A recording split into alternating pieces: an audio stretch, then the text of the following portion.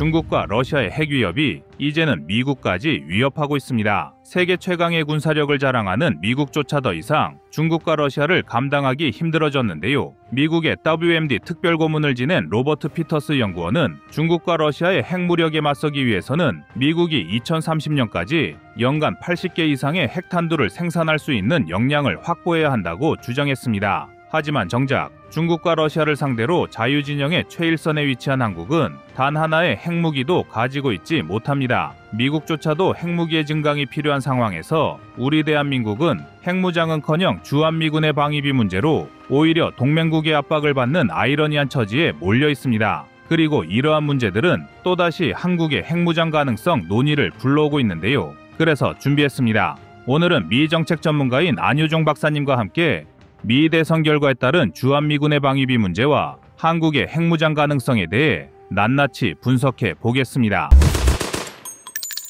트럼프가 동맹국들에게 GDP 3% 이상을 방위비로 사용하는 것을 원하고 있는데 한국이 만약 지금보다 그 방위비를 올려서 3% 이상으로 방위비를 지출할 경우 예산 문제나 경제적 여파가 있을 것으로 관측이 되고 있습니다. 이런 것들에 대한 문제점은 무엇이 있을까요? 3%를 한번 저희가 생각을 해봐야 될 것 같은데 이걸 보시면 기본적으로 GDP의 3% 이상을 국방비로 쓰는 나라가 그렇게 많지 않아요. 이제 제일 첫 번째 보면은 그 우크라이나 있죠. 그 다음에 알제리아, 그쵸. 그리고 사우디아라비아, 뭐 러시아, 뭐 오만 이런 나라들, 이스라엘이 이제 납득할 만한 수준의 어떤 나라 중에 제일 위에 있는 것 같아요. 그리고 난 다음에 이제 미국이거든요. 3.4%. 그러니까 3%라는 게 사실은 뭐 국가별로 차이가 분명히 있겠죠. GDP 어떤 수준에 따라 가지고. 그렇지만 이제 기본적으로 2% 정도에서 2.5%, 그 다음에 3%까지 넘어가는 경우가 그렇게 많지는 않아요. 근데 이제 트럼프가 미국이 이제 한 3% 정도 내외를 쓰고 있는데도 불구하고 다른 나라들이 거기에 못 미치는 어떤 국방비를 사용을 하니까 너희들도 좀 우리나라 수준에 맞춰라 라는 어떤 취지에서 나오는 얘기인 것 같고요. 그리고 이제 또 하나는 이제 그 군비 부담에 대한 어떤 분담을 강조를 하는 취지에서 이제 하는 얘기들 같아요, 보면은.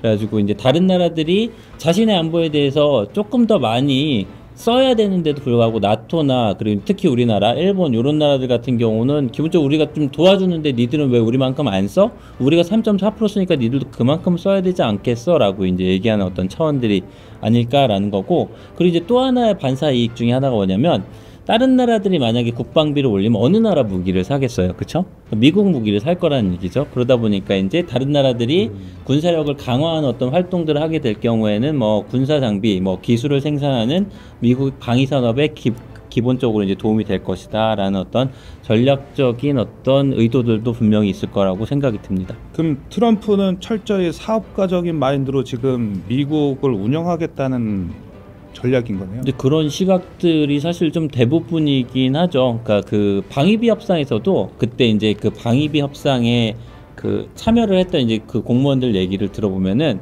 이런 페이퍼들을 준비를 해가지고 온대요. 그리고 난 다음에 방위비를 왜 올려야 되는지를 조목조목 해가지고 우리가 정찰기 하나 띄우는데 얼마인 줄 알아? 뭐 해가지고 그 숫자를 들이밀고, 그 다음에 A10기 이런 것들 띄우는데 얼마인 줄 알아? 하면서 이제 이런 것들에 대한 어떤 숫자들을 정확히 들이밀고, 그래서 니들이 올려야 돼 라고 해가지고 그때 그래가지고 이제 그 공무원들이 했던 얘기 중에 하나가 마치 비즈니스 사업을 하는 사람들이 인보이스를 주고받는 것 같은 느낌이 들었다라는 얘기를 한 적도 있어요. 그러니까 아마도 그 비즈니스적인 마인드가 굉장히 크다라고 봐야겠죠.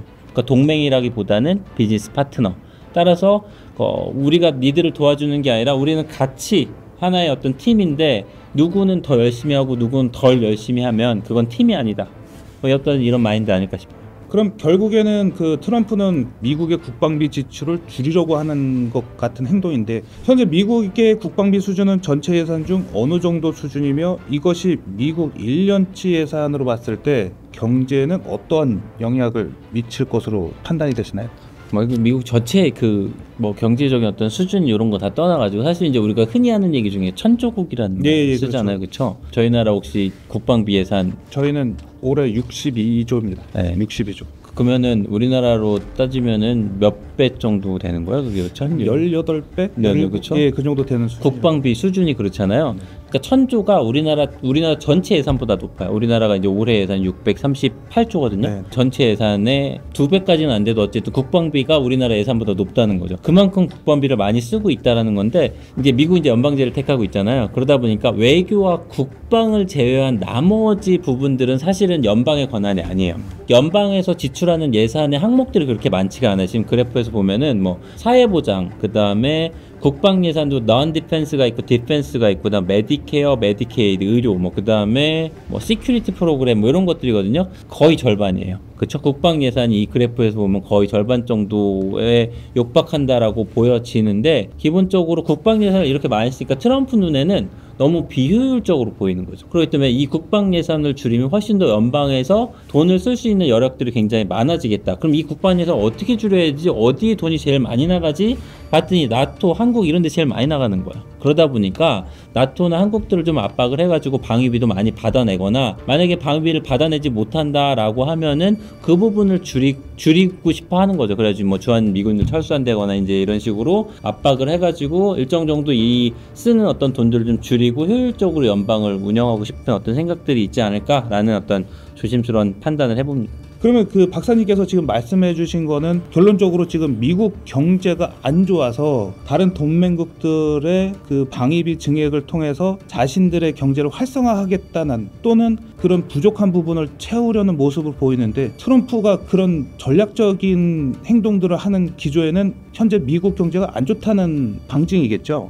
딱히 그래 보이지는 않는 게, 사실 그 미국은 예전처럼 이제 그 금태환제가 시기가 아니기 때문에 사실 돈을 얼마든지 찍어낼 수 있어요. 그리고 달러를 쓰는 나라들이 많기 때문에 자기네 나라 경제가 안 좋다라는 부분들을 충족시키기 위해서, 보완하기 위해서라기보다는 그냥 트럼프의 개인적인 어떤 철학 아닐까요? 국가를 운영하려고 하는 철학? 뭐 제 개인적인 생각입니다만 사실 저는 그렇게 보여지고요. 우리나라 방위비 해가지고 사실 받아봐야 1조 8천억에 5배라고 하면은 그저 9조잖아요. 1000조의 어떤 국방비를 쓰는 나라에서 9조 정도 받아간다고 얼마만큼 경제에 도움이 많이 될까? 사실 이런 어떤 회의적인 생각도 좀 있습니다. 어느 정도는 경제에 도움은 되긴 하겠지만 그게 이제 막 경제를 부흥시키는 정도다? 이렇게까지 보기는 좀 힘들지 않을까? 국내 많은 분들이 이런 걱정을 많이 하고 계십니다. 만약 트럼프가 방위비 인상을 했을 때 대한민국이 방위비에 대한 인상을 거절할 경우 미국이 한국에 대한 어떤 압박할 수 있는 정책이 있다고 보는데, 만약에 그런 것들이 있다면 어떤 것들이 있을까요? 앞서 얘기한 세 가지 얘기부터 한번 해보면, 일단은 그 트럼프와 관련된 어떤 키워드를 저희가 딱 정리를 해보면, 그 첫 번째로는 뭐 아무래도 방위비인 것 같아요. 가장 핫했던 이슈 중에 하나였으니까. 근데 이제 거기에 대한 어떤 방법론적인 부분으로 이제 저희가 주한미군 얘기를 할 거고, 그다음에 이제 우리 이따 얘기하겠지만 이제 핵무장에 대한 얘기를 할 텐데, 이 세 가지잖아요. 근데 방위비는 주한미군 철수랑 좀 어느 정도 연결이 되는 부분이라고 좀 생각이 드는 게, 방위비 인상 조약을 사실 현실적으로 보면 저희가 거절하기는 쉽지는 않을 거예요. 이거는 일종의 어떤 그 프로세스이기 때문에 지금도 이제 2016년부터 방위비에 대한 부분에 대한 협상을 좀 진행을 하고 있는데, 이것도 이제 나오는 얘기로는 트럼프가 대통령이 될 것 같으니까 트럼프가 대통령 되기 전에 재빨리 협상을 해야겠다라는 어떤 취지에서 일찍 시작했다라는 얘기가 있어요. 1년 8개월 정도 남은 거잖아요. 근데 보통 통상적으로는 1년 정도 남았을 때 협상을 시작을 한다고 그러더라고요. 방위비에 대한 질문으로 돌아가면, 방위비 인상에 대한 어떤 거절을 했을 경우에 트럼프가 나올 수 있는 방법들은 뭐 이제 한 세 가지 정도로 좁혀질 수 있을 것 같습니다. 뭐 하나는 이제 외교, 그다음에 또 경제적인 부분들도 있을 거고요. 그다음에 군사적인 부분들도 좀 있을 거라고 보여지는데, 이제 뭐 외교적인 부분은 뭐 기본적으로 협상을 다시 하자고 얘기를 하겠죠. 그러니까 지난번 제 11차 그 SMA라고 이제 방위 협상 조약 SMA 협상 같은 경우가 7차 협상까지 갔었습니다. 그리고 시간으로 따지면 뭐 거의 이제 1년이 넘게 진행이 됐고, 트럼프 임기가 거의 끝날 무렵에 시작을 했는데 결국은 트럼프 임기를 넘기고 난 바이든 정부에서 타결이 됐기 때문에 요번 지금 하고 있는 협상 같은 경우도 대선 전에 끝날 가능성이 높긴 할 것 같아요. 이제 반대로. 그럼에도 불구하고 만약에 이제 트럼프의 입맛에 맞지 않으면 재협상을 요청할 가능성이 좀 높지 않을까라는 부분이고요. 그다음 외교적인 부분으로 재협상에 대한 부분들 카드를 드러낼 거고, 경제적인 부분들이야 뭐 여러 가지 방법들이 있겠죠. 뭐 중국과 같은 나라 대하듯이 뭐 관세를 올린다거나 뭐 이런 부분들도 일정 정도 뭐 저희가 가능성을 두고 바라봐야 될 부분들일 수 있을 것 같고요. 근데 한국의 강세를 가지고 있는 뭐 반도체라든지 아니면 지금 현재 그 미국에 있는 그 전기차 혹은 자동차 사업에 대한 어떤 세금이라든지 이런 부분들을 하나의 압박 카드로 쓸 수 있는 부분이고요. 그다음에 이제 군사적인 건 뭐 저희가 다 계속해서 지금 나오는 얘기, 주한미군 철수에 대한 얘기인데 이것도 사실 현실적으로 가능하다고 보기는 조금 힘들거든요. 이를테면은 트럼프가 주한미군 철수해라고 했을 때 과연 우리가 요거를 어떻게 받아들여야 되는지에 대한 부분인데 사실 미국의 어떤 정치의 요체는 대통령의 권한이 세기는 세요. 그렇지만 그만큼 의회 권한도 세거든요. 현재 미국의 이제 국방수권법이라는 게 있는데 한 해의 국방비를 얼마만큼 책정을 할 것인가에 대한 어떤 법이에요. 그렇죠? 이제 그거를 매년 하고 이제 의회 승인을 받아야 되는 부분이 있는데 이미 그 트럼프가 주한미군에 대한 여러 가지 압박들을 했던 터라 얼마 전에 국방수권법에 주한미군의 숫자를 22,000명 이하로 유지를 하면 안 된다라는 거가 국방수권법 안에 이미 포함이 되어 있어요. 그렇기 때문에 주한미군을 만약에 철수를 해야 된다라고 하면은 의회 동의를 받아야 된다는 거죠. 근데 저희가 이제 11월에 대선만 있는 거라고 생각하시는 분이 많더라고요. 그때 그 제너럴 일렉션이라고 주지사도 뽑고 그 다음에 의회 의원들 하원 상원 다 뽑거든요. 그때 이제 어느 정당이 다수당이 되느냐에 따라 가지고 트럼프의 말이 굉장히 협박으로 들릴 수 있느냐 아니면은 그냥 그야말로 뻥카로 들릴 수 있느냐가 이제 결론이 나겠죠. 의회 선거도 관심이 좀 필요하죠. 그런 부분에 있어서는. 어쨌든 대선 전에 협상이 타결될 가능성이 높기는 하지만 그럼에도 불구하고 재협상을 요구할 가능성도 꽤 있다. 한국의 자주 국방 능력을 강화하는 데 있어서 핵무장을 언급하는 경우가 많습니다.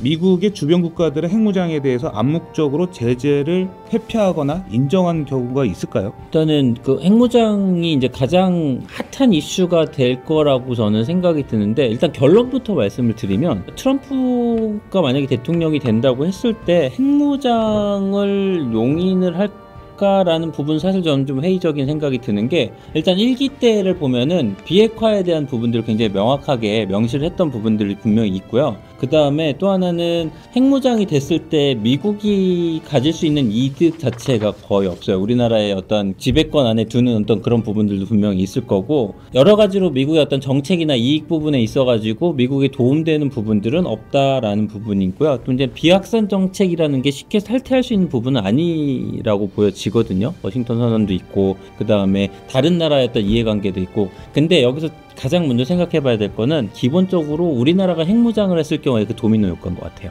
일본이 가만히 있을 리도 없고 그렇죠? 그럼 일본도 핵무장을 하겠다라고 분명히 나설 거고 그러면 이 주변엔 뭐 타이완도 마찬가지일 거고요. 핵 확산 어떤 과정이 있어가지고 중국의 어떤 역할들도 분명히 무시하지 못할 어떤 부분들이 있어서 아마 이 어떤 정책적인 부분이나 이득적인 부분에 있어가지고 트럼프가 용인하기는 쉽지는 않을 거다라는 생각이 드는데 근데 예측이 불가능한 사람이잖아요. 그래서 어쩌면 우리가 이제 이런 부분들도 한번 생각을 해봐야 될 부분이긴 한데 엘드리지 콜비라는 사람이 이제 아마도 안보보좌관이 될 거라고 거의 유력한데 이 사람의 인터뷰를 이제 따온 게 있어요. 이제 조선일보 인터뷰를 보면 이런 얘기가 있어요. 한국의 핵무장에 대해 진지한 논의를 시작해야 될 때가 됐다. 북한이 비핵화에 나설 가능성이 없기 때문에 한국 스스로 북핵 위협에 대응할 준비가 되어 있어야 된다. 이렇게 인터뷰를 했거든요. 근데 이게 무슨 얘기냐면 나는 트럼프를 대변하는 사람이 아니야라고 전제를 하고 이제 이런 얘기를 했는데 이 사람 원래 이제 그 계속해서 이런 어떤 취지의 얘기를 했던 사람이기 때문에 근데 최근의 인터뷰를 보면은 트럼프도 암묵적으로 동의할 걸이라는 뉘앙스를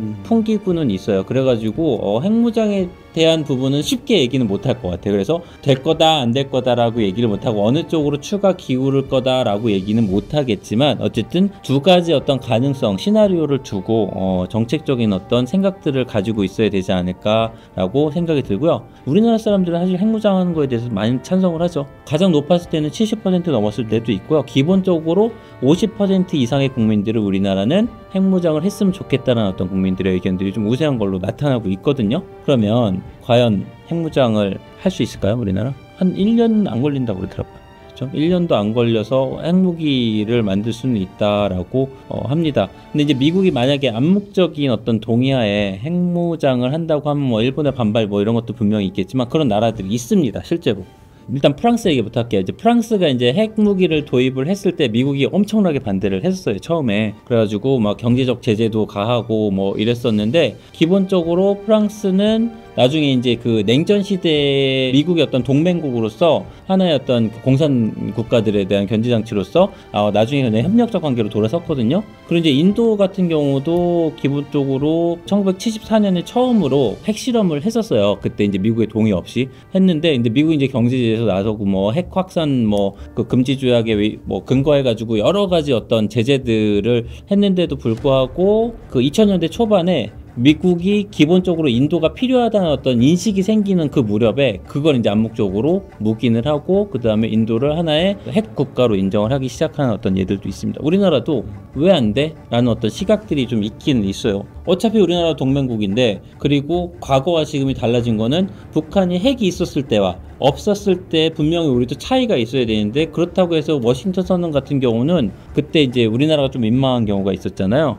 실질적으로 핵 공유다라고 대통령실에서 발표를 그때 했었는데, 기본적으로 바로 다음날 그랬죠. 핵 공유 아니다 라고 이제 미국에서 발표를 했기 때문에 북한이 핵이 생긴 어떤 변화가 생겼는데 우리가 가지고 있는 변화는 아무것도 없어. 그러니까 이제 국민들은 우리나라도 핵을 가져야 된다라고 생각은 하지만 미국의 입장은 변하지 않는다. 그럼 이제 트럼프 행정부 때는 좀 변화를 가져오면 되지 않을까라는 얘기를 뭐 암묵적으로 비춰내고 있는 것 같아요. 보면은 다른 나라들도 이제 그런 예들이 있으니까. 이스라엘도 뭐 비슷한 예거든요. 사실은 핵실험을 안 했을 뿐이지, 그리고 핵을 보유를 하고 있음에도 불구하고 별다른 제재를 가하지 않았던 나라 중에 하나고, 우리나라도 만약에 핵무장을 하고 미국의 어떤 암묵적인 동의하에 핵 개발을 진행을 하게 된다고 하면은 초반에 어떤 거센 저항에 부딪힐 수는 있겠지만 미국이 어느 선에 이르르면은 암묵적으로 동의를 해주지 않을까, 뭐 이런 어떤 예측도 가능할 것 같습니다. 오늘은 미국의 대선과 함께 한국의 정치, 경제 안보가 어떻게 변할 수 있는지 그 내용들을 하나씩 들여다보았습니다. 국제사회를 좌우하는 미국의 대선 결과는 앞으로의 한국 사회에서도 그 영향이 매우 크다고 할 수 있는데요. 그리고 미국의 대선 결과에 따라 한국 정부에서도 현명한 정책을 추진할 수 있는 안목이 필요해 보입니다. 저희 국방인사이드에서도 미 대선의 향방과 새로운 소식들의 촉각을 곤두세우고 있으며, 향후 새로운 소식이 있다면 다시 한번 짚어드리겠습니다. 오늘의 국방인사이드는 여기까지입니다.